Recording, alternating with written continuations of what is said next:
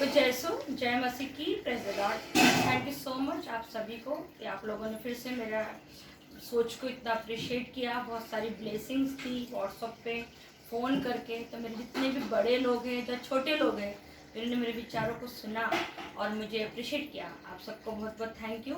जिस आपके मन में ऐसे ही मेरे उसके वचन के माध्यम से मैं आपके साथ जुड़ी रहूँ, यही मेरी कोशिश रहेगी। चलो दोस्तों, फिर से एक बार मैं एक नया टॉपिक लेके आपके बीच में आई हूँ। बहुत ही बढ़िया टॉपिक है। शायद ये चीज़ हमारे सभी के क्रिश्चियन लोगों के घर में पाई जाती है। जी हाँ दोस्तों, बाइबल। आपके लिए बाइबल क्या है?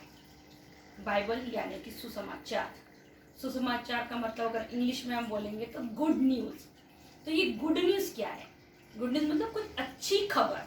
तो ये अच्छी खबर क्या है? क्या है हमारे एक अच्छी खबर? तो दोस्तों, अच्छी खबर ये थी हम सब मनुष्य जाति के लिए कि हमारा मुक्तिदाता जो कि इस लोक में नहीं स्वर्ग लोक में रहता है, वो हमारे बीच में आने वाला है, वो हमारे बीच में रहने वाला है। ये गुड न्यूज़ थी। और इससे बड़ी और एक गुड न्यूज़ ये थी कि वो अपना राज्य, हाँ, वो जो लोक से वो आने वाला है वैसा ही वो राज्य हम लोगों के बीच में स्थापित करने वाला है।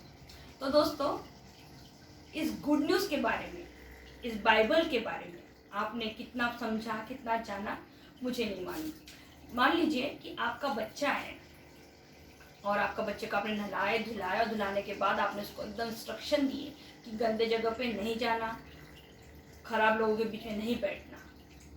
और मान लीजिए आपका बच्चा वैसा ही करता था, आप क्या करते हो? उसको मारते हो।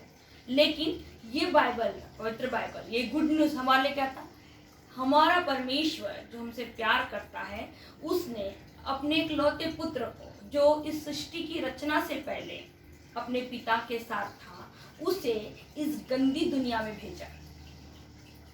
इस बात को सोच के देखो, जब हम सिर्फ सिंपल साबुन से नहलाते हैं अपने बच्चे को, अच्छे से सिंपल कपड़े पहनाते हैं और हम उम्मीद करते हैं कि हमारे बच्चे क्या करें, गंदगी में न जाए और गंदे लोगों के बीच में ना आए। लेकिन हमारा स्वर्गीय पिता जो सारे सृष्टि की क्रिएटिविटी है, उसने अपने पुत्र को, हमें, उसके चुनी हुई प्रजा को बचाने के लिए अपने पुत्र को इस धरती पे भेजा।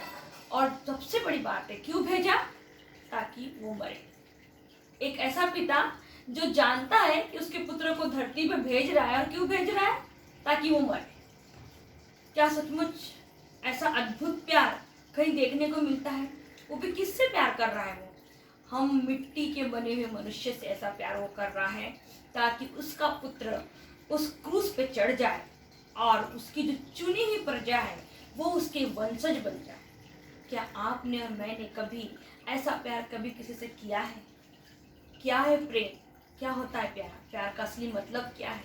यही हमें पवित्र बाइबल बताती है, गुड न्यूज़ बताता है। प्यार का असली मतलब होता है केयर करना, अपने लोगों की केयर करना, जाके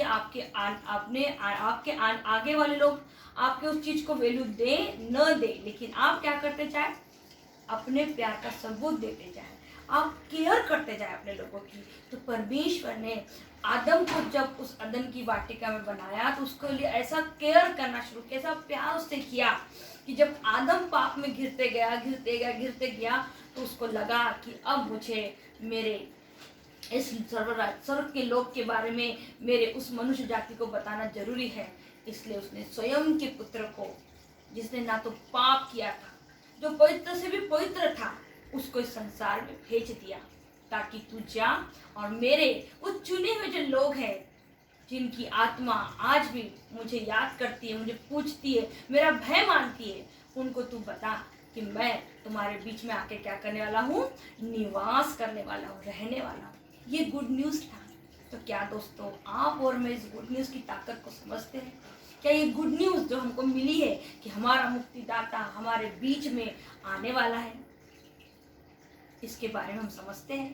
क्या वाक्य में आप और मैं तैयार हैं उसका स्वागत करने के लिए?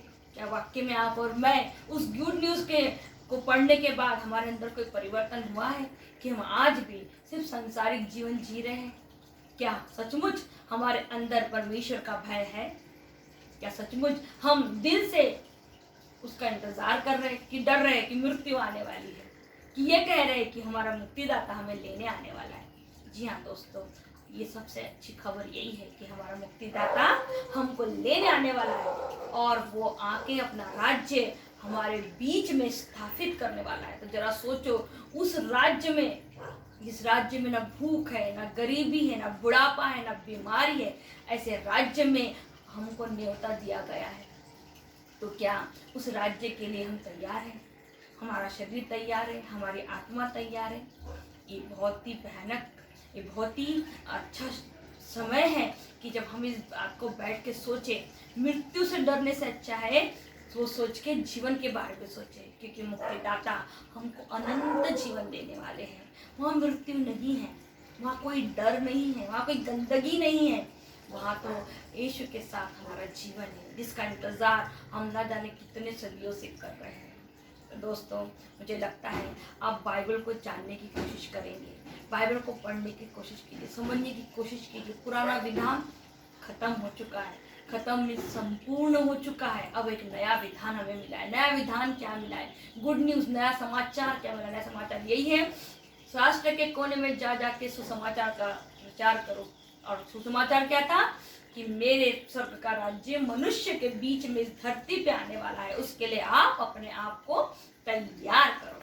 तो क्या लगता है आपको, मैं और आप इस राज्य में जाने के लिए तैयार हैं?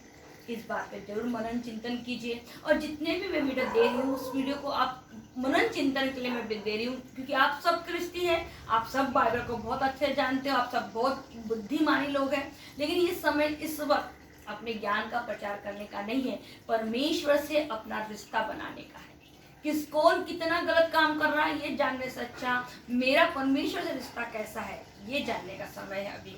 तो बाइबल ही आप वो ताकत है, वो कुंजी है जो आपको आपके अंदर की कमियों को बताएंगी। क्योंकि दूसरों को तो हम सुनने वाले नहीं है, इतना तो पक्का है, हम सब बोलने वाले, सुनने वाला कोई भी नहीं है। लेकिन परमेश्वर के वचन ऐसे हैं जो हमको मजबूर कर देते हैं सुनने के लिए।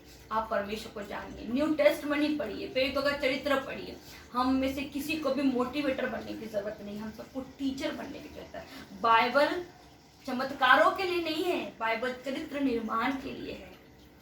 हमें बाइबल इसलिए नहीं दी गई है कि हम नबी और संत बने, बाइबल इसलिए दी गई है कि हम प्रेरित बने। किसके लिए? किसके मान?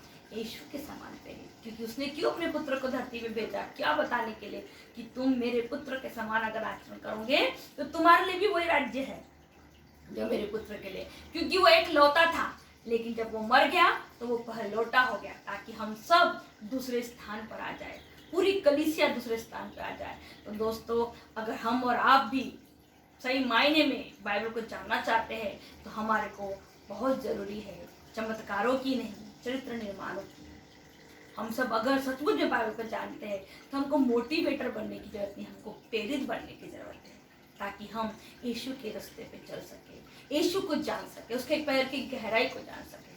तो मेरे अपनों, जितने भी मेरे वीडियो को देख रहे हो, इस बात पे जरूर मनन चिंतन कीजिए और इस बारे में जरूर सोचिए, क्योंकि यही हमारा आध्यात्मिक जीवन है।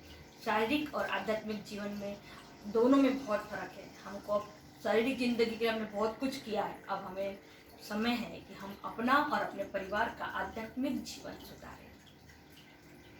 आप सबके सामने फिर से एक नया सोच लेके अगले हफ्ते फिर से आऊँगी। मेरा ये सोच आपको कैसी लगी जरूर मुझे बताइए। सबको जय श्री।